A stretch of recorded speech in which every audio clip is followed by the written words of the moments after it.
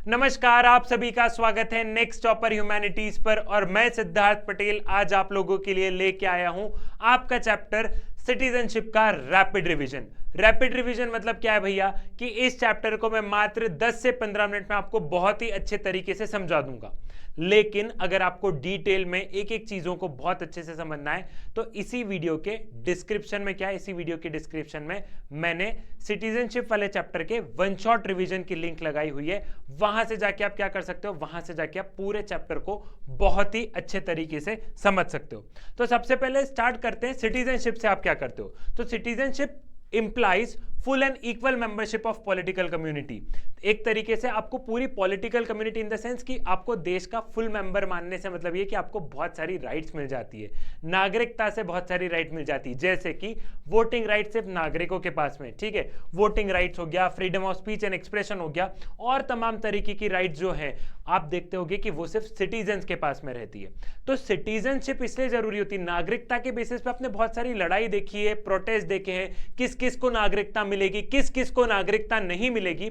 तो ये क्यों रहता है, क्योंकि वो आपको सेंस ऑफ सिक्योरिटी देता है। अगर आप अपने देश के नागरिक हो तो आपको सेंस ऑफ सिक्योरिटी, अगर कोई नागरिक नहीं तो उसको डर लगा हुआ रहता है, ठीक है, उसके पास बहुत सारे अधिकार भी नहीं होते।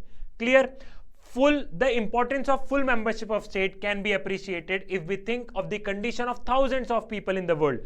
आपको ये तब समझ में आएगा जब आप thousands of people in the world में देखोगे, पूरे दुनिया में देखोगे कि जो इलीगल माइग्रेंट्स है, रेफ्यूजी है, जो कि एक रेफ्यूजी वाले कैंप में रह रहे हैं। आपने देखा होगा कि यूएसए बोल रहा है कि हम दीवार बना देंगे जो कि मैक्सिको से लोग आ जाते हैं, ठीक है, और जब आइडेंटिफाई कर लिया जाता है कि इलीगल माइग्रेंट्स हैं तो ये कैंप में रहते हैं, इनके पास कोई राइट्स नहीं रहती, इनके पास में कोई बेसिक चीजें नहीं रहती है, इनको ऐसा लगता है कि हम किसी भी देश के मेंबर नहीं रहे। तो एक तरीके से आप उन लोगों के बारे में सोचो जिनके के पास में किसी भी देश की नागरिकता नहीं है, और एक तरीके से क्या होता है, इक्वल राइट्स मिल जाती है।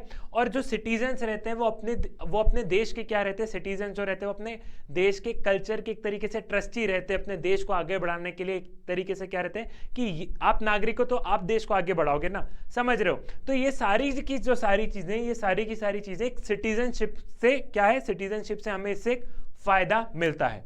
अब बात यहां पे ये आती है, फुल एंड इक्वल मेंबरशिप में एक डिबेट ही आता है कि एक तो हो गया देश। अब देश के अंदर भी हम लोग क्या देखते हैं कि कई ग्रुप्स आपस में क्या करते हैं, कई ग्रुप्स आपस में एक तरीके से रेजिस्ट करते हैं। जैसे कि फॉर एग्जांपल आपने स्लोगन सुना होगा, मुंबई फॉर मुंबईकर, या फिर आपने देखा होगा कि कन्नडा कोटारो। यहां पे हमने क्या देखा था, यहां पे बेसिकली हमने बात की थी कि यहाँ पे कर्नाटका गवर्नमेंट जब रिजर्वेशन का बिल लेके आई थी, ठीक है, तो वो क्या बात कर रही थी कि वहां पे जो जॉब्स है उन जॉब्स में प्रायोरिटी किसको रहेगी, कि जो कर्नाटका में लोग रह रहे हैं। तो एक तरीके से क्या हो रहा है, एक तरीके से हम लोग देख रहे हैं कि हम आउटसाइडर के अगेंस्ट क्या हो रहा है, आउटसाइडर को हम सह नहीं पा रहे, हम उसके अगेंस्ट रेजिस्ट कर रहे हैं। क्या हो रहा है वहां पे, हम एक तरीके से वॉयलेंटली बिहेव कर रहे हैं कई बार, लेकिन हमें वॉयलेंटली बिहेव नहीं करना है। हमारे संविधान ने हमें क्या दिया है, हमारे संविधान ने हमें फ्रीडम ऑफ एक्सप्रेशन दिया है, हमारे पास में प्रोटेस्ट की राइट है। आप बिल्कुल पीसफुल प्रोटेस्ट करो, ठीक है। तो अगर आपको डेमोक्रेटिक कंट्री में चीजें नहीं समझ में आ रही है तो आप बिल्कुल पीसफुल प्रोटेस्ट करो, आपको वहां पर कोई भी नहीं रोकेगा, ठीक। अब यहाँ पे एक और फुल एंड इक्वल मेंबरशिप में, एक और सिटीजनशिप में एक और जो क्वेश्चन आता है वही आता है कि एक तो हमने ये देख लिया कि कुछ स्टेट्स आपस में रेजिस्ट कर रहे हैं, एक ये होता है कि आप अर्बन एरियाज में देखो कि तो जो हम लोग देख रहे हैं कि जब गरीब लोग हमारे एक तरीके से जो लोग जो कि बिलो पॉवर्टी लाइन में, जब वो हमारे शहर में आ रहे हैं या जब हम देख रहे हैं कि स्लम एरियाज बढ़ रहे हैं तो हम लोग वहां पर भी रेजिस्ट करते हैं, ठीक है। अब ये रेजिस्ट हमें वाकई में नहीं करना चाहिए। क्यों नहीं करना चाहिए, क्योंकि वो हमें और सरकार को साथ में मिलकर उसमें डील करना होगा, और बहुत हमें ऐसा भी नहीं करना चाहिए कि वो जो गरीब लोग हैं हम उनको राइट्स नहीं देंगे, ऐसा नहीं। पता जो गरीब लोग हैं उन लोगों को कितनी प्रॉब्लम फेस करनी पड़ती है, स्पेशली जो स्लम्स में रहते हैं, क्योंकि उनके कई बार तो क्या होता है, वोटिंग राइट्स भी उनके पास नहीं होते। क्यों नहीं हो पाते भैया, क्योंकि वोटर ID कार्ड के लिए आपको परमानेंट एड्रेस चाहिए, परमानेंट एड्रेस बन नहीं पा रहा है, गाँव के रहे नहीं, यहाँ पे दे नहीं रहे, तो बहुत सारे इश्यूज उन लोगों को फेस करना पड़ता है। ये सारे के सारे इश्यूज आपको समझने पड़ेंगे। सरकार बहुत सारे काम करती है, जैसे सरकार अर्बन स्ट्रीट वेंडर की पॉलिसी लेके आ गई, फ्लैट्स बना के दे रही है, लेकिन उसके बावजूद हम लोग क्या देख रहे हैं कि लोग रेजिस्ट करते हैं, ठीक है। Equal membership means that all citizens have equal right, nobody is discriminated on the basis of caste, religion, region and gender.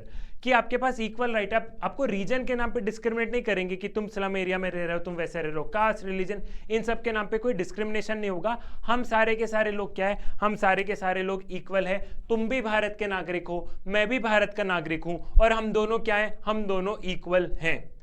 Now citizen and nation. The concept of nation state evolved in the modern period. The national identity may be expressed through symbol like flag, national anthem, national language or certain ceremonial practices among other. Most modern states include people of different religion, language and cultural tradition. हम लोग देखते हैं कि जो एक देश है, देश कैसे बनता है। अगर आपने नेशनलिज्म वाले चैप्टर को बहुत ध्यान से पढ़ोगे तो समझ में आएगा कि देश बहुत सारी चीज़ों से मिल के बनता है। शेयर्ड बिलीफ होना चाहिए, टेरिटरी होना चाहिए, हमारी कॉमन पॉलिटिकल आइडेंटिटी होना चाहिए, बहुत सारी चीज़ें मिलकर एक देश बनता है। और उस देश में कौन रहता है, उस देश में नागरिक रहता है। किसी देश में नागरिक नहीं रहेंगे तो मतलब क्या है, उस देश में नागरिक रहते हैं। अब हम लोग अपने देश से कनेक्ट कैसे होते हैं, आप इंडिया से कैसे कनेक्ट होते हो? आप इंडिया से कनेक्ट होते हो इंडिया का फ्लैग देख के, आप इंडिया से कनेक्ट होते हो इंडिया के नेशनल एंथम को देख के, ठीक है।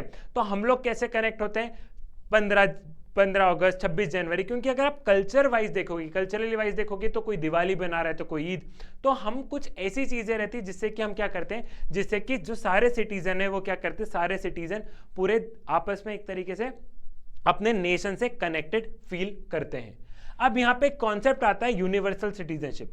यूनिवर्सल सिटीजनशिप भैया क्या है, यूनिवर्सल सिटीजनशिप और ग्लोबल सिटीजनशिप में कंफ्यूज नहीं होना है।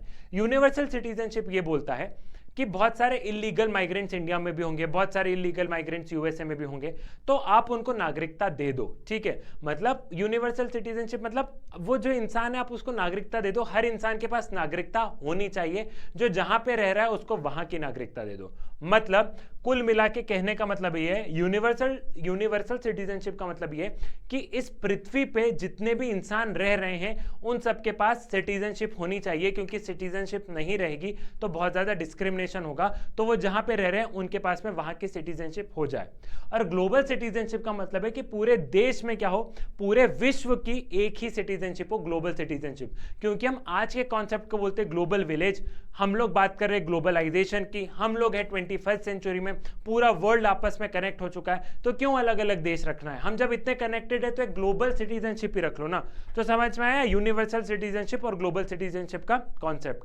क्लियर? आई होप आपको यहां पर चीजें समझ में आ गई होगी। डिटेल में पढ़ना है तो मैं बार बार बोल रहा हूं, वन शॉट रिवीजन जाके देख सकते हो, पूरा चैप्टर ऑटोमेटिकली अच्छे से समझ में आ जाएगा।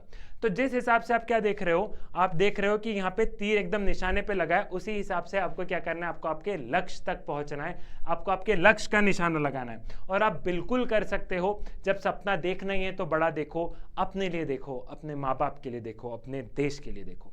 पॉलिटिकल साइंस में देखो डरने की नहीं है बात, क्योंकि सिद्धार्थ पटेल है तुम्हारे साथ। चाणक्य नीति से लेके राजनीति तक तुम्हें जो चाहिए सब कुछ है मेरे पास। मुलाकात होगी नेक्स्ट वीडियो में, तब तक के लिए धन्यवाद।